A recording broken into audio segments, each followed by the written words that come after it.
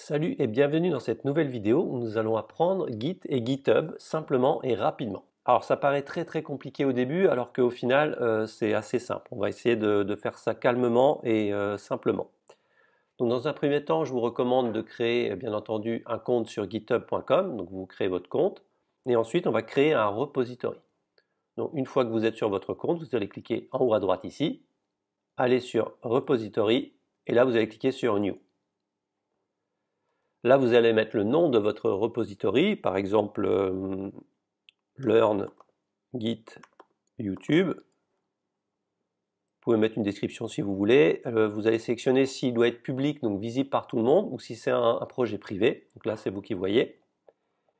Et ici, si vous voulez ajouter un README ou un Git Ignore, mais ça, je recommande de ne pas le cocher parce qu'on peut le faire directement en local.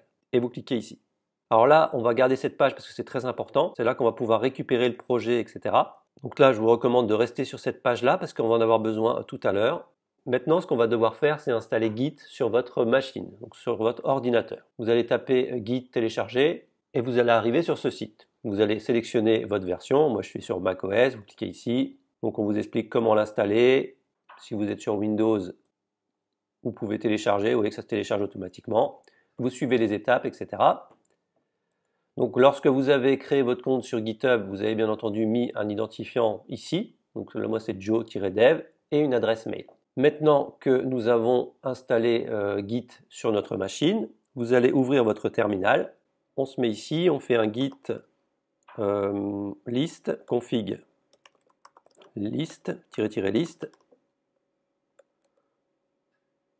Donc moi on voit que j'ai bien un name joedev et un email ici joedev@gmail.com. Donc vous, c'est ce que vous allez devoir faire, associer votre GitHub, donc votre name de GitHub et votre adresse mail en local. Donc pour ce faire, vous faites un guide, config, je vous mettrai les liens dans la description, -- global, et là vous allez faire user.name, et là vous mettez ce que vous avez ici. Vous voyez que moi c'est joe-dev. Vous mettez votre truc ici, votre nom, et vous allez faire la même chose pour l'email. Vous allez mettre le mail renseigné lors de la création de votre compte GitHub. Une fois que c'est fait, tout est associé et on va pouvoir commencer.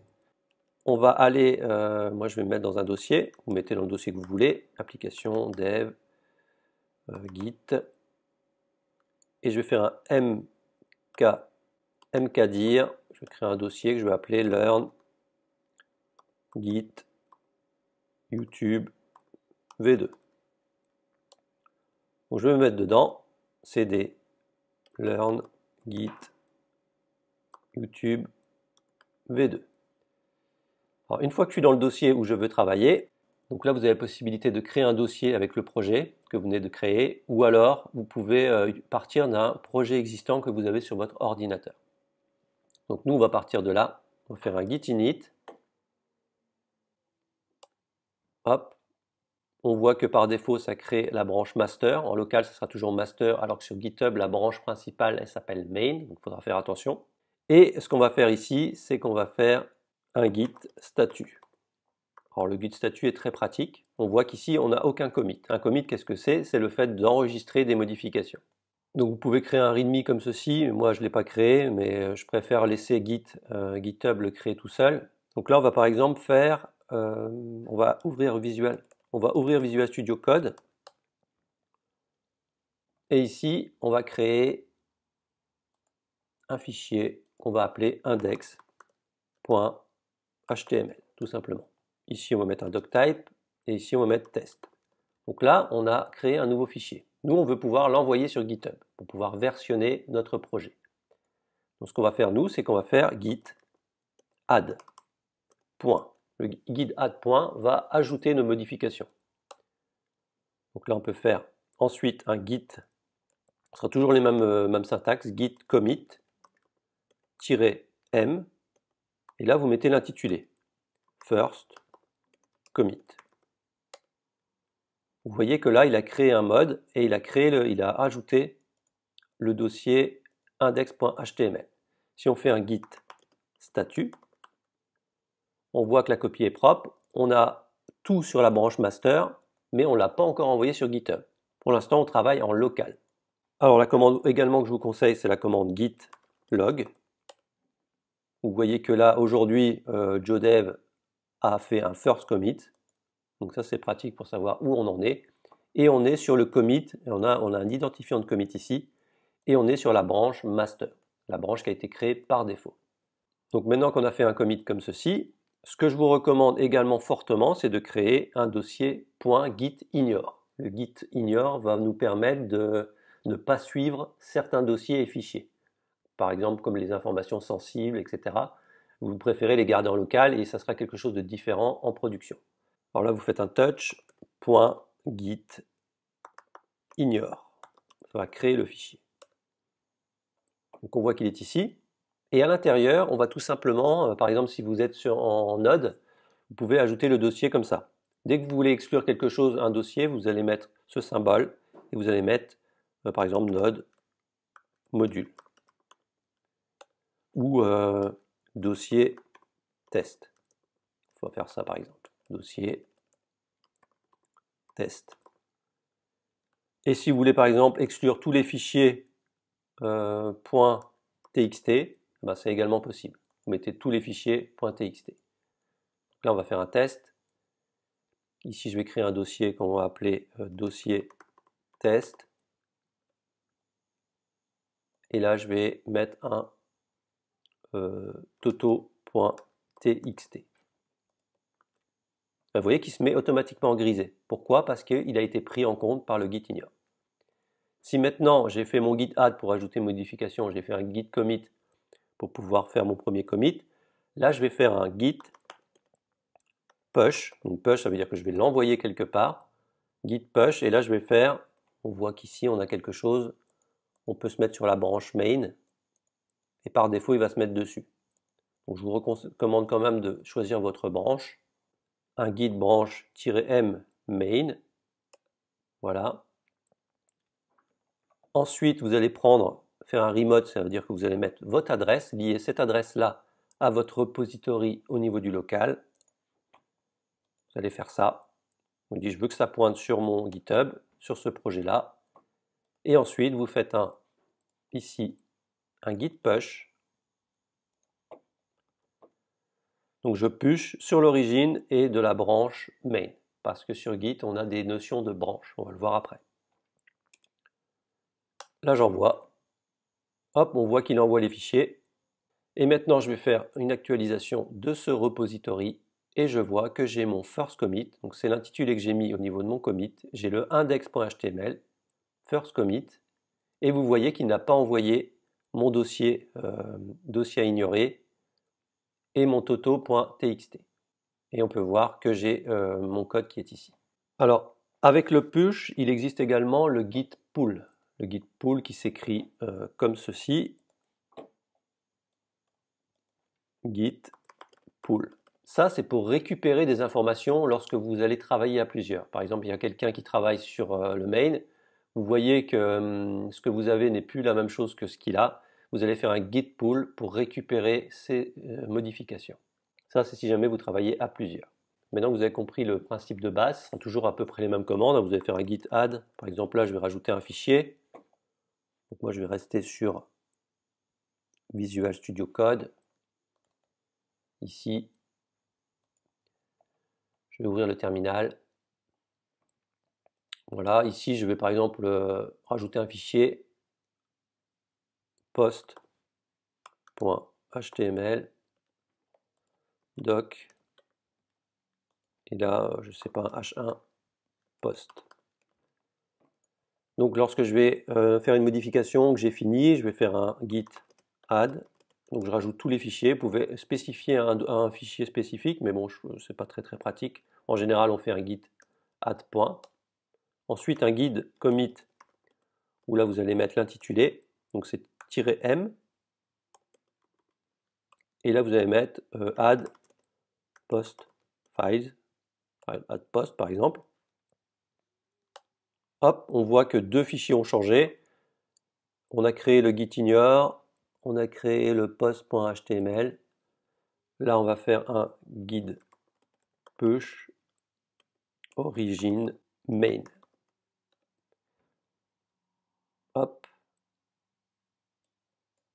On regarde ici et on voit qu'on a créé le fichier post.html. Si jamais vous avez une... maintenant, on va parler des branches. Si jamais vous voulez, par exemple, rajouter un menu, ou alors, là, vous mettez, par exemple, H1, accueil, et là, vous vous dites, je veux travailler sur le menu, mais je ne veux pas être sur la branche main. Donc, ce que vous allez faire, c'est très simple. Vous allez faire un git branche. Alors là, je ne sais pas si vous voyez bien, si c'est plus pratique de l'écrire ici ou ici. Bon, moi, je vais rester là. Comme ceci, vous faites un git branche. Et là, vous allez créer la branche dev, par exemple. Vous êtes en local et vous vous dites, je ne veux pas travailler sur la branche main, je préfère avoir une branche rien qu'à moi. Et ensuite, par exemple, un autre développeur travaille sur une autre branche. Là, vous mettez dev Joe ou dev un autre nom. Et puis, lorsque vous avez fini, vous allez dire, bah, cette branche-là, j'ai terminé, je vais pouvoir la mettre sur la branche main une fois que j'ai terminé. Donc, par exemple, vous créez une branche dev. Une fois que vous l'avez créée, si vous voulez aller dessus, il va falloir faire un git checkout dev. Parce que là, vous êtes toujours sur la branche main. Donc là, si vous faites ça, vous passez sur la branche. Vous voyez, basculement sur la branche dev. Et là, vous pouvez faire des modifications. Là, je vais mettre Toto. Et là, vous faites un add point pour ajouter ça. Non, git add point, pardon. Ensuite, vous faites un guide commit-m add Toto. Et ensuite, vous pouvez rester comme ça. Si vous voulez, vous pouvez push. Vous faites un git push. Et là, vous voyez qu'il vous propose quelque chose. On peut faire un git push set upstream. Et là, vous allez pouvoir, par exemple, push sur une branche, mais qui ne sera que sur votre ordinateur, par exemple. Nous, on ne va pas le faire. Donc, admettons, là, vous venez de travailler, vous avez vos commits, etc. Donc, on est bon. Et là, vous vous dites, c'est bon, j'ai rajouté mon Toto, je vais pouvoir le mettre sur la branche main. Alors, comment vous allez faire? Vous allez vous mettre sur git checkout main. Vous vous remettez sur la branche main et vous faites un git merge. Vous allez merger les branches du dev. Et si je fais un guide push origin main,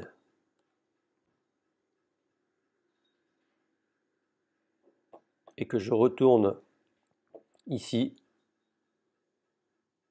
on voit que j'ai mon add Toto. Parce que j'ai travaillé sur ma branche dev, une fois que j'ai terminé, j'ai mergé, j'ai envoyé les modifications sur le main et ensuite j'ai push, donc j'ai envoyé les modifications sur GitHub.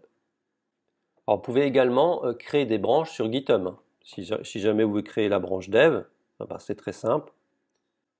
Vous allez ici vous mettre sur git checkout dev, vous remettez dessus, vous faites un, je sais pas moi par exemple, non on va faire par exemple, je vais créer une branche git branche menu, où on va créer un menu spécifique. On va se mettre sur le git checkout menu, on va se mettre sur la branche menu. Ici on va mettre nav, on rajoute le menu, ok. Et là vous allez faire un guide add, donc j'ai des modifications à envoyer. Faire un guide commit-m add menu. Et là vous allez faire un git push-u, c'est l'abréviation de le upstream qu'on avait vu tout à l'heure là. Origine, et là vous allez mettre menu. Alors qu'est-ce qui va se passer sur GitHub? On voit qu'on a une nouvelle branche qui s'appelle menu. Et là on voit qu'on a notre menu qui est là, alors que sur la main, on ne l'a pas encore mergé, on ne l'a pas. Et si vous voulez merger, ah bah c'est très simple, vous remettez sur la branche git checkout main, vous allez faire un git merge de menu, la branche menu, et vous allez faire un guide push origin main.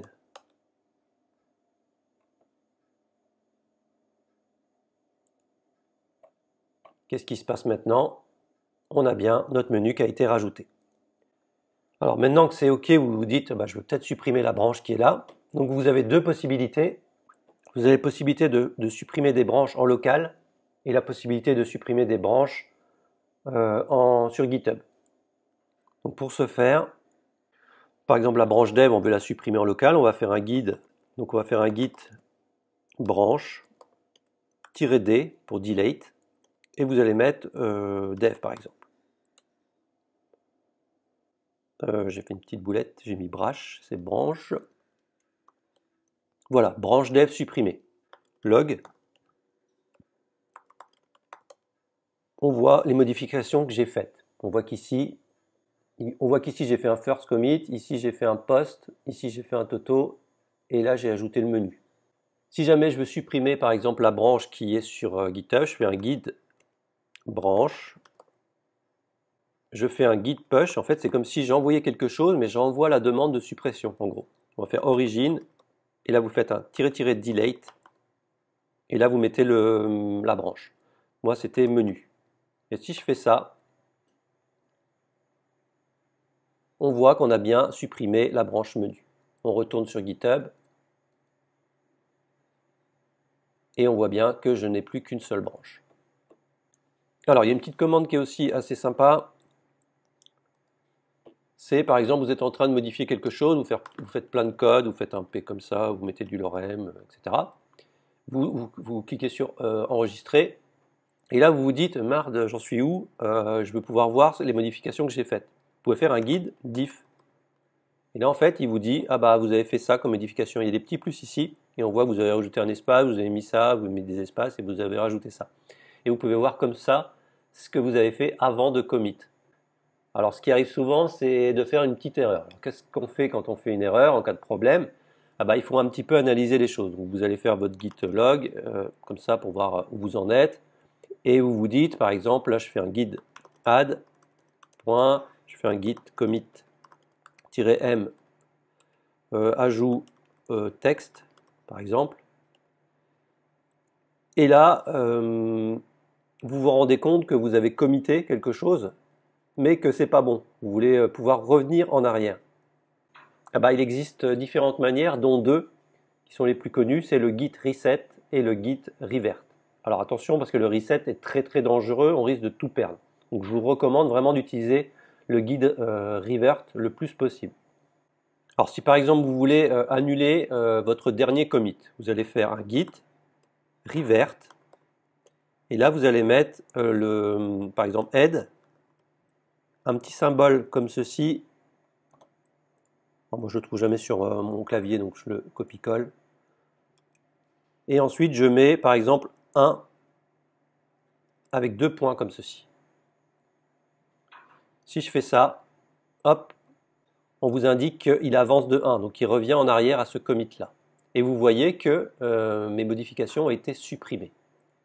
Pour sortir de ce mode là, parce que vous êtes en mode édition là, vous allez faire un CTRL Z. Et hop, vous sortez de là-dedans. Alors pareil, si par exemple ici je refais autre chose, je rajoute tout ça là, hop, je fais un guide add. Bon, je vais faire la même chose.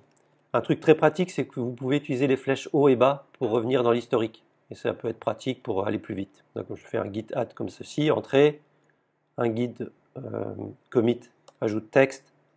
Et là je vais faire un guide push pour vous montrer lorsqu'on fait une petite boulette, origine main. Paf, et j'envoie ça. Sauf que sur GitHub, j'ai envoyé une connerie. Alors que je regarde ici, je dis oh là là, ça va pas, il faut vraiment que je le supprime. Donc je fais le même procédé, mais là on peut vraiment spécifier un commit. Donc on se met par exemple ici, et là je fais un git log, et ici j'ai un identifiant. Et je dis oula, je veux supprimer ce que je viens de faire ici, je veux supprimer ce commit là. Donc là je fais un CTRL C pour prendre l'identifiant. Ici pour m'en aller, je fais un CTRL Z. Et là je peux faire un git revert. Et là je copie-colle l'identifiant. Et j'appuie sur Entrée. Alors là, il crie parce qu'en fait, je l'ai déjà fait avec un revert de 1. Je fais un guide statut. rétablissement en cours, lancer git revert, continue pour continuer. Vous voyez que là, il vous explique ce qu'il faut faire. Donc je fais un guide revert, continue. Je fais un guide log, et ici je fais un guide, alors je vais rajouter du contenu, on va faire une balise main, contenu. Ici je vais faire un guide add, guide commit add content, et un guide push origin main. On voit que sur GitHub, j'ai bien mon contenu qui est ici. Et là, si jamais vous voulez faire vraiment, vous avez fait une grosse boulette et vous n'arrivez pas à revenir en arrière, eh ben, vous allez faire tout simplement un truc très, très dangereux. Alors là, il ne faut pas le faire, si vous pouvez l'éviter, évitez. Vous pouvez faire un guide, vous pouvez faire un git reset, attention, et là vous allez faire -- hard pour que ça soit vraiment puissant, et là vous allez faire head. Qu'est-ce que ça va faire ça? Ça va revenir au dernier commit que vous avez fait. Hop, vous voyez que le dernier commit a été sur le 83 BF. 83 BF, c'est celui-là. Alors si jamais vous avez fait une grosse boulette et que vous voulez par exemple revenir à, ici, au menu, bah vous allez prendre l'identifiant qui est là, copie, vous allez faire un git revert et vous allez mettre ce truc là, l'identifiant. Hop, vous voyez tout ce que vous allez perdre ici. Maintenant vous faites un guide add point et un guide commit-m delete, je sais pas, 3 commits, je sais plus combien il y en avait. Et là vous faites un guide push. Donc là je retourne sur le GitHub, j'actualise, et là vous voyez qu'il y a un petit conflit. Et là il vous dit attention, résolution, il faut résoudre les conflits. Et là vous voyez que j'ai push comme un saligo, et vous voyez qu'il y a une grosse erreur ici. Quand il y a de head comme ça, il y a une grosse erreur. Donc là il suffit simplement de regarder ce qui se passe et de les corriger. Vous allez enlever tout ça. Là je peux faire un guide add, vous mettez guide commit m correction et un guide push. Ce qui fait que maintenant on a résolu notre problème et notre conflit. On peut également, si on le souhaite, revenir au tout début. Alors là c'est très dangereux, mais je vous montre comment faire. Donc ici au niveau des logs, on était add menu, on peut se forcer à aller là-dessus, copie, et on peut faire un guide reset, pardon, et là on met l'identifiant. Et là on voit qu'on est vraiment revenu au tout début. Mais là on a tout perdu, donc c'est très dangereux. Là si on fait un guide log, on voit qu'on a perdu toutes les modifications qu'on avait faites. Donc le reset, il faut vraiment l'utiliser à bon escient et le moins souvent possible. Donc voilà, j'espère que Git est un petit peu plus clair pour vous et n'oubliez pas de mettre un petit pouce bleu et de vous abonner à la chaîne. À bientôt.